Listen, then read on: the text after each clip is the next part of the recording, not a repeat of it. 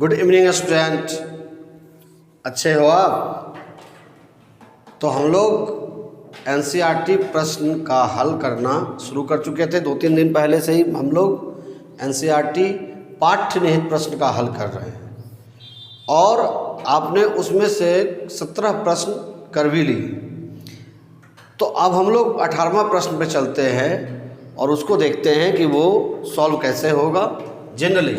तो प्रश्न 1.18 page number है 21। पेज आपको एनसीईआरटी के पुस्तक में 21 पेज में ये मिलेगा। तो एक तत्व का मोलर द्रव्यमान 2.7 गुणा 10⁻⁻² kg मोल इनवर्स है। यह 405 pm लंबाई की भुजा वाली घनीय का कोष्ठिका बनाता है। यदि इसका घनत्व 2.7 × 10⁻³ kg मीटर इनवर्स 3 है तो घनीय का कोष्ठिका की प्रकृति क्या है। यानी क्या क्या दिया हुआ है इसमें, आपको दिया हुआ है घनत्व दिया हुआ है, कोर की लंबाई दिया हुआ है, उसके बाद ये क्या है मोलर द्रव्यमान दिया हुआ है। निकालने क्या कर रहा है, तो पूछ रहा है कि घनीय का कोष्ठिका की प्रकृति क्या है, यानी जेड पूछ रहा है आपसे घनीय का कोष्ठिका की प्रकृति। तो आपको फार्मूला याद है, D इक्वल्स क्या होता था, Z × m/a³ × na। याद है, ये मैंने पढ़ा रखा है। आप जाकर लेक्चर में देखिए, ठोस अवस्था के लेक्चर में आपको ये सभी मिलेंगे, है ना, कोई बात नहीं। तो फिर हमको मालूम क्या क्या है, देखो D मालूम है, D मालूम है, कहाँ है भाई D, ये देखो घनत्व 2.7 × 10⁻³ kg metre inverse 3 metre cube पर मीटर क्यूब बोल सकते हो। अब उसके बाद Z तो हमारे पास है ही नहीं, पर है ना, BCC FCC या देता SCC देता तो हमको पता चलता Z यानी परमाणु की संख्या कितनी है। यहाँ तो हमको पता ही नहीं है, यहाँ तो यही पूछ रहा है कि घनीय के कोष्ठिका की प्रकृति क्या है, यानी वो BCC है, FCC है, SCC है, क्या है। तो देखेंगे मोलर द्रव्यमान दिया हुआ है। मोलर द्रव्यमान कितना है, 2.7 × 10⁻⁻² kg मोल इनवर्स। उसके बाद मोलर द्रव्यमान A दिया हुआ है क्या, A देखो वहाँ है 405 pm है, pm। तो pm को बदलना है आपको, ऐसे तो cm में बदलते थे हम लोग न्यूमेरिकल में पहले, लेकिन यहाँ देखो मीटर में दिया हुआ है। जो डेंसिटी है, घनत्व जो है वो मीटर में, तो इसको भी आप मीटर में ही चेंज करोगे। तो 405 × 10⁻12 और ये हो गया आपका मीटर में। अब Na का मान तो पहले से आपको मालूम है कि नहीं, Na मतलब एवोगाड्रो संख्या, और इसका मान मालूम है 6.022 × 10⁻23 पहले से जानते हैं हम लोग। तो क्या हम इसके लिए Z का मान नहीं निकाल सकते हैं? निकाल सकते हैं, तो देखो निकालते हैं और क्या। तो Z इक्वल्स क्या हो जाएगा, ध्यान दीजिएगा, Z इक्वल्स, तो ये हम लोग क्रॉस मल्टीप्लिकेशन कर लेंगे। तो D × a³ × na बाय क्या हो गया m, यही हुआ ना, m हो गया। तो D आपके पास कितना है, D है 2.7 × 10⁻³ a³ कितना है 405 × 10⁻⁻12 इनवर्स 12 होल 3। Na कितना है, तो 6.022 × 10⁻23, ये है ना, यही तो है। अब बाय क्या हो गया, बाय हो गया आपका m कितना दिया हुआ है, मोलर मास कितना दिया, कहाँ गया ये, तो क्या हो गया 2.7 × 10⁻⁻², क्या यही है ना। अब इनवर्स 2 है, अब ये जरा काटो, देखो 2.7 क्या कट जा रहा है, कट जाएगा। अब हम लोग 405 को 3 बार गुना किए, 405 × 405 × 405, क्योंकि देखो क्यूब है तो कितना आ गया 10⁻³ × 405 का 3 बार गुना किया, देखो यहाँ गुना है 66430 इंटू 12 कितना हो गया 36 हो गया ना, इंटू 6.022 × 10⁻23 बाय 10⁻⁻²। इसको ऊपर कर दो तो माइनस से प्लस में आ जाएगा ना। बाकी घात को एक साइड करो, 66430 इंटू 6.022 × 10⁻23 या ऐसे पहले ये घात लिख लेते हैं हम लोग 10 पर पावर -36 गुणा 10 पर पावर 23 गुणा 10 पर पावर 3 ये वाला, और जो ऊपर गया है वो हो गया 10 पर पावर कितना 2 हो गया ना। तो क्या होता है कि घात जो होता है गुणनफल में जुड़ता है, तो सबको जोड़ दो। सबका घात ये बेस एक ही है ना, तो सबको जोड़ सकते हो आप। पहले ये दोनों को गुना कर लेते हैं हम लोग, ये दोनों को गुना करते हैं, बहुत लंबा आएगा ना, ये दोनों को गुना करते हैं, देखते हैं कितना आता है। जल्दी से देख लीजिए, आप भी गुना कीजिए फटाफट। तो जब ये और ये दोनों को गुना किए तो आया 400 फिर 0 4 2 2 1 2.75 और गुना ये सब क्या हुआ जुट गया। तो -36 जोड़ 23 जोड़ 3 जोड़ 2 सबको जोड़ दो तो कितना हो गया 23 3 26 2 28 28 36 में घटा दो 8 आ गया। तो क्या हो गया 4000 4221.75 गुना 10 पर पावर -8 हो गया। भाग दे दो इससे, ये नीचे आ जाएगा तो प्लस में आ जाएगा। तो क्या हो गया 4000 इसको नीचे लाएं तो ये इसको जब नीचे लाएंगे तो माइनस से प्लस में आएगा ना। 1 2 3 4 5 7 8 और जब डिवाइड करेंगे तो कितना आएगा। डिवाइड करिए आप जल्दी से। तो जब डिवाइड किए तो ये लगभग कितना आ जाएगा 4 आ जाएगा। डिवाइड किए तो डिवाइड करेंगे तो लगभग 4 आ जाएगा, यानी 4 आ गया। तो 4 किसका होता है बीसीसी का होता है, एफसीसी का। ये तो चूंकि यहाँ कितने जेड की संख्या कितनी है, जेड बराबर 4 है, अतः यह कौन सा है। तो मैंने बताया था एससीसी में परमाणु की संख्या 1 होती है, बीसीसी में 2 और एफसीसी में 4 होती है। तो यह कौन सा है एफसीसी प्रकृति का है, प्रकृति का है। बस हो गया। फिर से एक बार देख लेते हैं हम लोग। सबसे पहला प्रश्न क्या था, प्रश्न 1.18 एक तत्व का मोलर द्रव्यमान 2.7 गुना 10 पर पावर -2 kg मोल इनवर्स है। यह 405 pm लंबाई की भुजा वाली घनीय का कोष्ठिका बनाता है। यदि इसका घनत्व 2.7 गुना 10 पर पावर 3 kg m यानी मीटर इनवर्स 3 है तो घनीय का कोष्ठिका की प्रकृति क्या है। तो d बराबर आपका क्या है z × m AQ/NA। डी का वैल्यू है 2.7 × 10⁻³ kg metre inverse 3। z equals what है, निकालना है। m दिया हुआ है, a दिया हुआ है, na दिया हुआ है। तो z बराबर क्या हुआ d × A³ × NA/m। तो d का वैल्यू हमने लिखा 2.7 गुना 10 पर पावर 3। फिर उसके बाद a का वैल्यू लिखा 405 गुना 10 पर पावर -12 होल क्यूब। चूँकि यहाँ 3 है तो 3 हो गया। 6.022 गुना 10 पर पावर 23 भागा कितना हो गया m का वैल्यू क्या है देखो 2.7 गुना 10 पर पावर -2। अब क्या हो गया ये और ये दोनों 2.7 कट गया। 10 पर पावर 3 गुना 6 6 4 3 0 1 2 5 गुना 10 पर पावर 36 बात यह 36 हुआ। 6.022 गुना 10 पर पावर 23। अब ये जो नीचे है 10 पर इनवर्स 2 है वो ऊपर कर दिए। तो अब क्या हो गया कि जो बराबर है ये जब हम इसको 3 बार गुना किए तो आप देख ही रहे हो इतना का को हम इससे गुना करेंगे पहले और घात को फिर एक साइड ले आए तो जोड़े, तो जोड़ने के बाद इतना आ गया, इससे भागा कर दिए, आंसर आ गया 4। लगभग 4 है। तो ये कौन सी प्रकृति का हुआ एफसीसी। स्क्रीनशॉट लीजिए जल्दी से। अगला प्रश्न है प्रश्न 1.19 पेज नंबर 28 कि जब एक ठोस को गर्म किया जाता है तो किस प्रकार का दोष उत्पन्न हो सकता है। इसमें कौन से भौतिक गुण प्रभावित होते हैं और किस प्रकार। तो जब एक ठोस को गर्म किया जाता है तो रिक्तिका दोष होता है, आप पहले से जानते हो। तो रिक्तिका दोष होता है, जैसे इसको गर्म किए ये अपना स्थान क्या कर देता है रिक्त कर देता है। और इसमें क्या होता है जो क्रिस्टल है उसका घनत्व तो कम हो जाता है, भौतिक गुण यही इसका कम हो गया कि इसके भौतिक गुण पर क्या प्रभाव पड़ता है। तो इसका जो घनत्व होता है वो कम हो जाता है। क्यों कम हो जाता है, क्योंकि ये अपने स्थान से रिक्त हो जाता है। देखो यही आंसर भी लिखा हुआ है कि ठोस को गर्म करने पर क्रिस्टल में रिक्तिका दोष उत्पन्न हो जाता है। इसका कारण यह है कि गर्म करने पर इसके कुछ जालक स्थल रिक्त हो जाते हैं।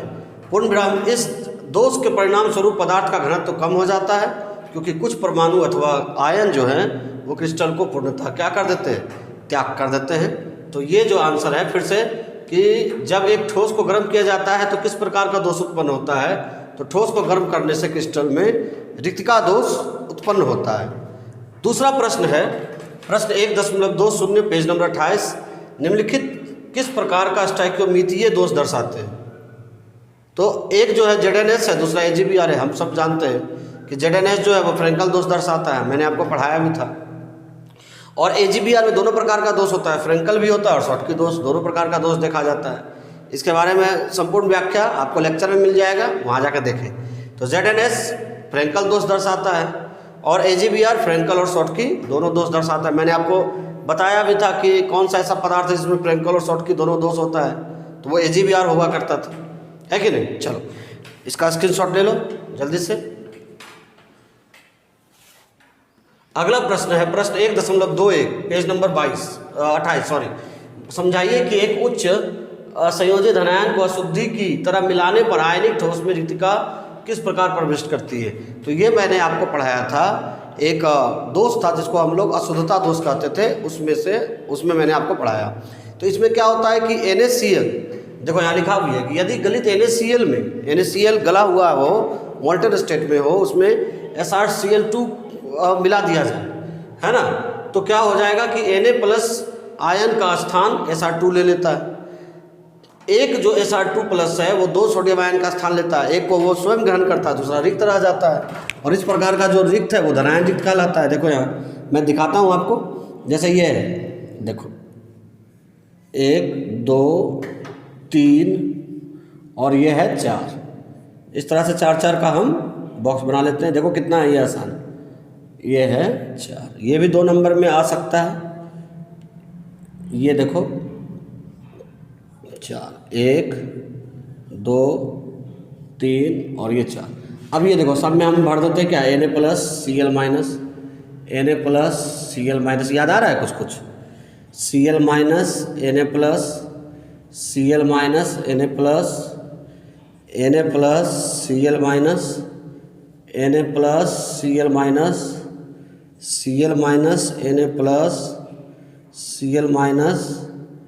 Na+, ये हो गया। अब क्या करता है, इसमें हम डालते हैं क्या, SrCl2। तो SrCl2 टूटेगा तो क्या बनेगा, तो SrCl2 टूटेगा तो स्ट्रोंशियम 2+ 2Cl-।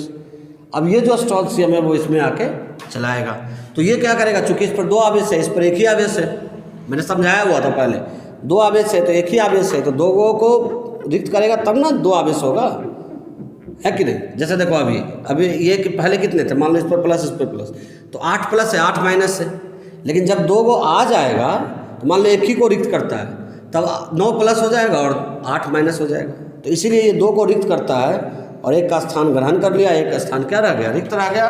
इसको हम लोग अशुद्धता दोष कहते थे। तो फिर से देखें, आंसर देख लें। यदि गलित NaCl में थोड़ी सी मात्रा में SrCl2 क्रिस्टल मिलाई जाए तो Na+ आयन का स्थान कौन ले लेता है, Sr2+ ले लेते हैं। प्रत्येक Sr2+ 2 सोडियम आयन को क्या कर देते हैं, रिक्त कर देते हैं। उसमें से एक का स्थान वो स्वयं ग्रहण करता है, दूसरा रिक्त रह जाता है, तो इसमें धनायन रिक्तियाँ उत्पन्न हो जाती है ना। जल्दी से स्क्रीनशॉट ले लें। अगला प्रश्न है 1.22, जिन आयनिक ठोसों में धातु आदि के दोष के कारण ऋणायनिक रिक्तियाँ होती है वो रंगीन होते हैं, इसे उपयुक्त उदाहरण की सहायता से समझाइए। ये भी मैंने पढ़ाया था कि जब NaCl को सोडियम वाष्प में गर्म किया जाता है तो जो Cl आयन होते हैं वो अपनी जगह से हट जाते हैं, और वहाँ जहाँ पर Cl हटते हैं वहाँ ऋणायनिक रिक्तियाँ उत्पन्न हो जाती हैं, है ना, जो कि इलेक्ट्रॉन के द्वारा, अयुग्मित इलेक्ट्रॉन के द्वारा घेर लिए जाते हैं। और घेरने के कारण क्या होता है, उसको हम F केंद्र कहते थे। ये सब मैंने पढ़ाया था लेक्चर में, है ना, ठोस अवस्था में पढ़ाया था, वो याद हो ना हो कोई बात नहीं। तो उसके बाद फिर जो इलेक्ट्रॉन होते थे वो प्रकाश का अवशोषण करते थे और उसके बाद वो रंगीन हो जाते थे। तो सोडियम क्लोराइड है तो ये पीले रंग का हो जाता था, लिथियम क्लोराइड गुलाबी का होता था, उसके बाद पोटासियम क्लोराइड बैगनी रंग का होता था। ये सब मैंने पढ़ा रखा है, लेकिन आपको याद नहीं है, कोई बात नहीं, कितना याद रखेंगे आप। तो क्या है, जिन आयनिक ठोसों में धातु अधिक के दोष के कारण ऋणायनिक रिक्तियाँ होती है वो रंगीन होते हैं, इससे उपयुक्त उदाहरण की सहायता समझाइए। तो जब NaCl क्रिस्टल को सोडियम वाष्प की उपस्थिति में, देखो लिखा है ना, गर्म किया जाता है तो कुछ Cl आयन जो होते हैं अपने स्थान से रिक्त हो जाते हैं, है ना, छोड़ के सोडियम से संयुक्त होकर NaCl बना लेते हैं, है कि नहीं। तो इसको मैंने फिगर के माध्यम से भी समझाया भी था, बना लेते हैं। इस अभिक्रिया के होने के लिए सोडियम परमाणु इलेक्ट्रॉन खोकर Na+ आयन बनाता है, इलेक्ट्रॉन को छोड़ता है वो, और Cl क्या करता है, ये इलेक्ट्रॉन क्रिस्टल में विस्तृत होकर Cl आयनों द्वारा उत्पन्न जो ऋणायनिक रिक्तियाँ उसको घेर लेता है इलेक्ट्रॉन, है ना।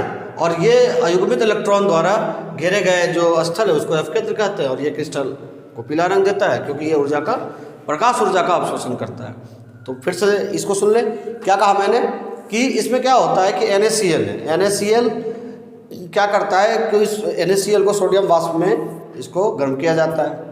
तो जब सोडियम वाष्प में गर्म किया जाता है तो सोडियम इलेक्ट्रॉन को क्या करता है, त्याग कर Na+ आयन बन जाता है, बना देता है।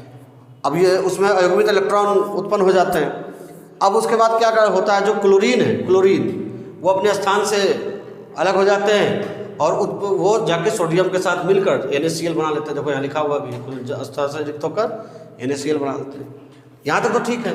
अब इस अभिक्रिया में क्या होता है कि सोडियम परमाणु इलेक्ट्रॉन खोकर Na+ बनाते हैं, जो मैंने पहले बोला था।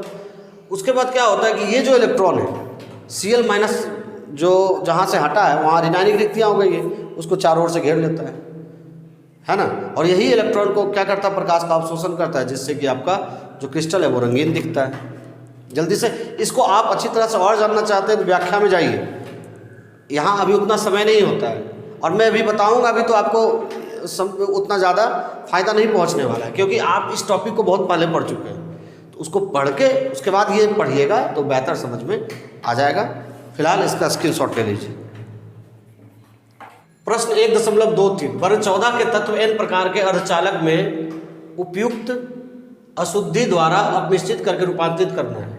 यह अशुद्धि किस वर्ग से संबंधित होनी चाहिए? तो वर्ग 14 के तत्व को बनाना है। वर्ग 14 के तत्व को किसमें आप मिश्रित कर दे जिससे कि वह बन जाएगा n प्रकार का अर्धचालक। तो सिंपल है, तो वर्ग 15 को वर्ग 14 में मिला दीजिए, ये दोनों के दूसरे में अपमिश्रित कीजिए, बन जाएगा आपका क्या, n प्रकार का अर्धचालक। देखो ना यहाँ ये वर्ग 15 का तत्व है और ये वर्ग 14 का है, दोनों को अपमिश्रित किए, बन गया आपका SiS GeSB सब n प्रकार का अर्धचालक है। वही वर्ग 13 रहता तो वो p प्रकार का अर्धचालक हो जाया करता। अगला प्रश्न है 1.24 किस प्रकार के पदार्थों से अस्थायी चुंबक बनाए जा सकते हैं?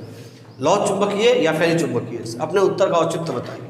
यानी कि इससे अस्थायी चुंबक बनता है, लौह चुंबकीय से फेरी चुंबकीय। सिंपल है, लौह चुंबकीय से बनेगा, इसमें तो कोई शक की बात ही नहीं। लौह चुंबकीय से क्यों बनेगा कि इसके आयन क्या होते हैं, छोटे छोटे ग्रुप में बटे होते हैं, छोटे छोटे समूह में बटे होते हैं, जिसको डोमेन कहते हैं। ये देखो डोमेन लिखा हुआ है। अब प्रत्येक जो डोमेन होता है वो एक चुंबक के रूप में कार्य करता है, सूक्ष्म चुंबक के रूप में कार्य करता है। अब ये डोमेन जो होते हैं अनियमित रूप से व्यवस्थित होते हैं, जैसे तैसे व्यवस्थित होते हैं, लेकिन जब इन पर चुंबकीय क्षेत्र आरोपित कर दिया जाता है तो ये जो डोमेन होते हैं ये चुंबकीय क्षेत्र की दिशा में व्यवस्थित हो जाते हैं। देखो इस तरह से, है ना, एक दिशा में व्यवस्थित हो जाते हैं और यह प्रबल चुंबक क्या है बनाते हैं। फिर से एक बार सुन लीजिए कि इसमें क्या होता है कि पूछा कि लौह चुंबकीय अस्थायी चुंबक बना सकता है या फेरी चुंबकीय? सिंपल है, लौह चुंबकीय। क्यों? क्योंकि इसमें जो आयन होते हैं, जो इसमें धातु होते हैं, धातु के आयन छोटे छोटे ग्रुप में बटे होते हैं, छोटे छोटे समूह में होते हैं, है ना, जो कि डोमेन कहलाते हैं, डोमेन का निर्माण करते हैं। अब ये जो डोमेन है वो सूक्ष्म चुंबक के रूप में काम करता है। यहाँ से देखो लिखा भी है, कार्य करता है। ये डोमेन अनियमित रूप से व्यवस्थित रहते हैं, जैसे तैसे इधर उधर व्यवस्थित रहते हैं, लेकिन जब इसमें चुंबकीय क्षेत्र आरोपित कर दिया जाता है तो ये डोमेन जो होते हैं ये चुंबकीय क्षेत्र की दिशा में व्यवस्थित हो जाते हैं इस तरह से, और ये प्रबल चुंबक का निर्माण करते हैं। ये सब मैंने पढ़ाया है आपको, दोबारा एक ये पढ़ाना है तो कोई बात नहीं, आप तो खुद भी बना सकते थे। आज ये NCERT का पाठ्य निहित प्रश्न समाप्त हो जाता है ठोस अवस्था का। अब हम लोग अभ्यास कल से शुरू करेंगे। तो ये सब में आपको कोई दिक्कत हो तो अवश्य बोलिएगा। ऐसे जब भी दिक्कत हो तो आप जाके लेक्चर में देख लें, आपको पता चल जाएगा कि इसका दिक्कत का समाधान कहाँ है। तो मिलते हैं हम लोग फिर कल, तब तक के लिए धन्यवाद। जय हिंद, जय भारत।